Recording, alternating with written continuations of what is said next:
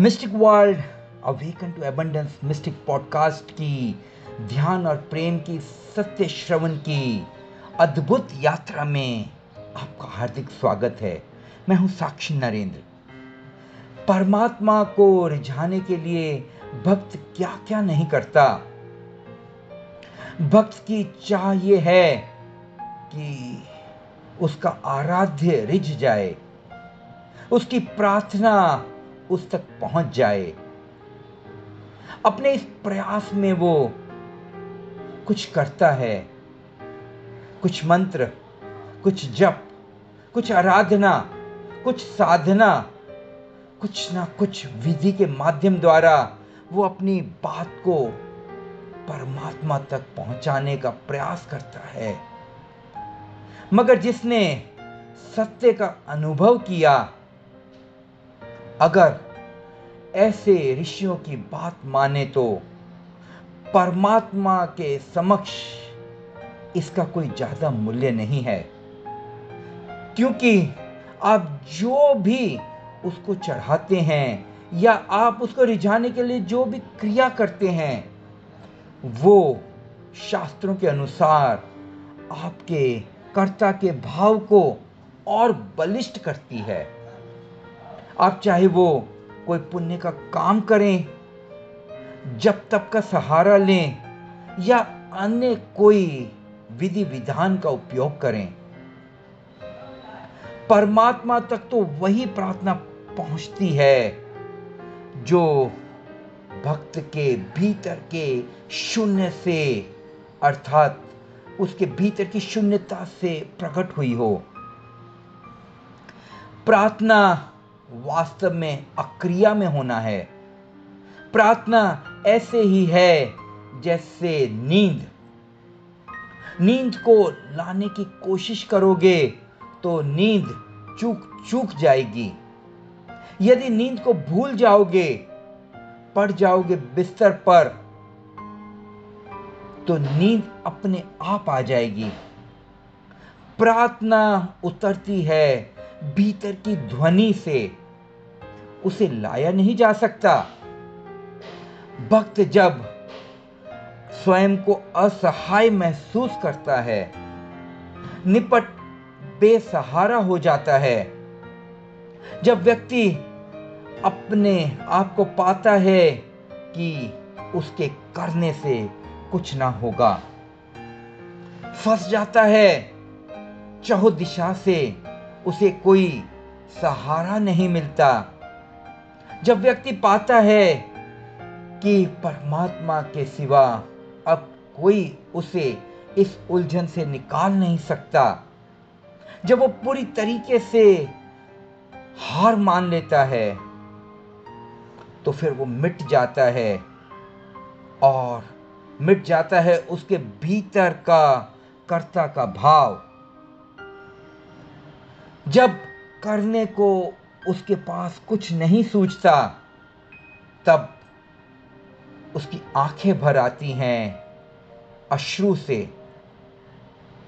ऐसी निस्सहाय बेसहारा की शून्यता की अवस्था में भक्त स्वयं को परमात्मा को अर्पित कर देता है, और यहीं से जो प्रार्थना का जन्म होता है वो वास्तव में उसकी मौलिक प्रार्थना है।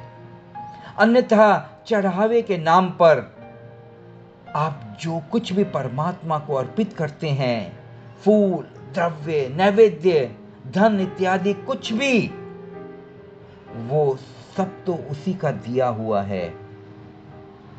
भक्त ने जब तक स्वयं को परमात्मा के चरणों में न चढ़ा दिया, तब तक सारा कृत्य आपके कर्तापन को पुष्ट करता है। नयन तुम्हारे चरण कमल में अर्धय चढ़ा फिर भर आते।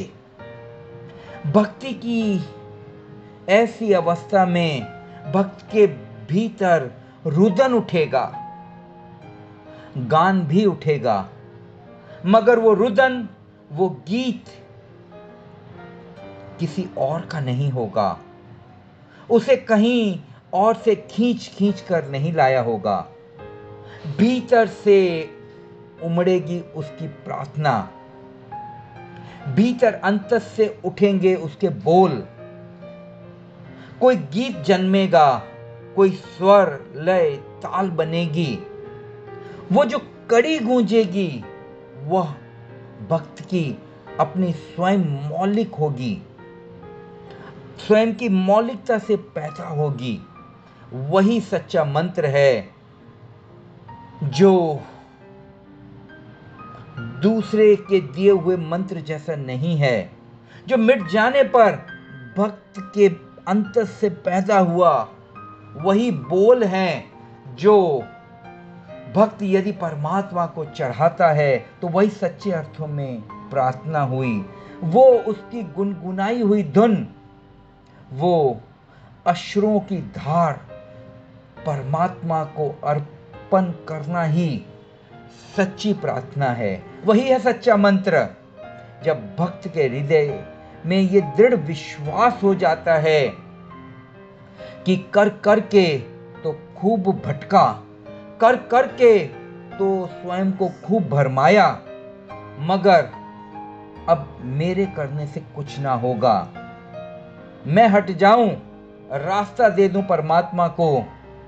और जब वो इस भांति पूर्ण निस्सहाय, निराधार और अक्रिया की अवस्था में आ जाता है, तब जो प्रार्थना होती है वही परमात्मा को अर्पित करने के लिए उत्तम प्रार्थना है।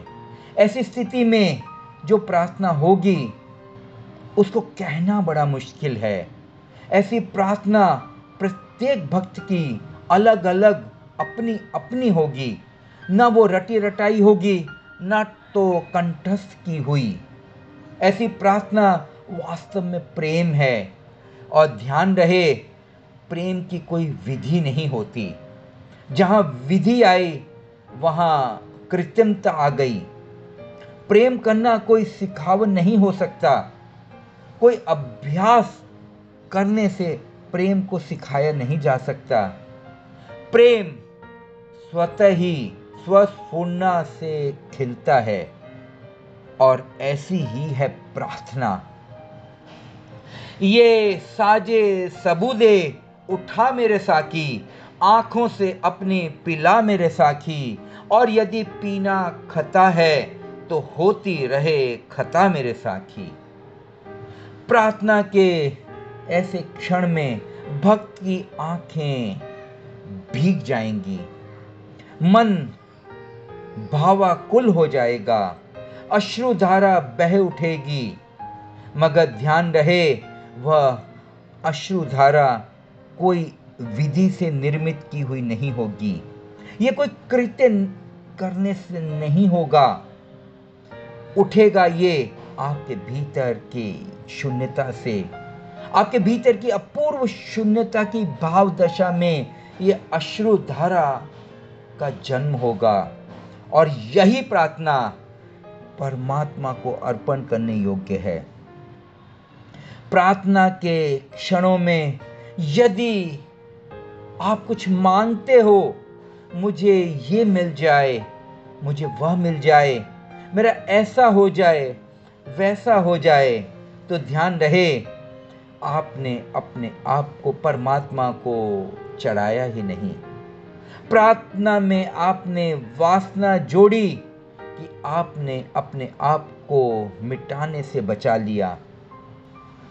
प्रार्थना चाहे परमात्मा को मांगने की ही क्यों ना हो, मगर आप चूक गए, परमात्मा के नाम पर आपने कोई भी कृत्य किया, तो आप प्रार्थना से चूके। बैठ जाओ घड़ी भर के लिए, बिना किसी व्यस्तता के मौन हो जाओ अपने साथ। और एक दिन प्रार्थना भीतर ऐसे ही जन्म लेगी, चमत्कार फिर हो जाएंगे। मैं यहां फिर से दोहरा दूं, प्रार्थना के लिए बैठ जाओ घड़ी भर बिना किसी व्यस्तता के, और आपकी व्यस्तता कुछ भी हो सकती है। वो हो सकती है माला फेरना, मंत्र जपना, पूजा का थाल सजाना, आरती उतारना, व्रत उपवास, कुछ भी। मगर ये सब आलंबन है, इसके अलावा और कुछ नहीं। जैसे ही आपने ये सारे आलंबन हटाए और बैठ गए मौन में अपने साथ, तो घड़ी आएगी कि जब आप ना रहेंगे, आप शून्यता को अनुभव करेंगे। और यही है परमात्मा को अर्पण करने योग्य, यही है ध्यान। इसी को मैं ध्यान कहता हूं। करो आलंबन 23 घंटे, मगर 1 घंटा कुछ ना करने की अवस्था में आ जाओ। दे दो 23 घंटे संसार को, मगर 1 घंटा अपने साथ हो जाओ। और यहीं से आप स्वयं को उस परमात्मा को अर्पित करने के यथा योग्य पात्र हो जाओगे। अब मौन की इस अवस्था में जाने का हम अभ्यास करेंगे। कोमलता से अपनी आंखें बंद कर लें और विश्राम पूर्ण हो जाएं। ढीला छोड़ दें अपने आप को।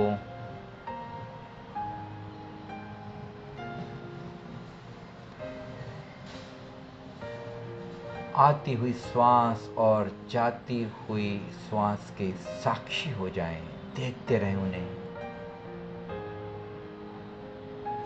विचार उठेंगे, प्रार्थना का विषय चल रहा है। प्रार्थना के बारे में आपके भीतर विचार पैदा होंगे। मैंने कैसी प्रार्थना की, कैसी प्रार्थना होनी चाहिए, क्या ये जो बताया जा रहा है, क्या ऐसी भी कोई प्रार्थना होती है। भिन्न भिन्न तरह के विचार आपके भीतर पैदा होंगे, मगर उनका पक्ष या उनका विरोध ना करें, उनका मूल्यांकन भी ना करें। सिर्फ उनको देखते चले जाएं, देखते चले जाएं, देखते चले जाएं अगले 10 मिनट के लिए। और मैं अपनी वाणी को विश्राम देता हूँ।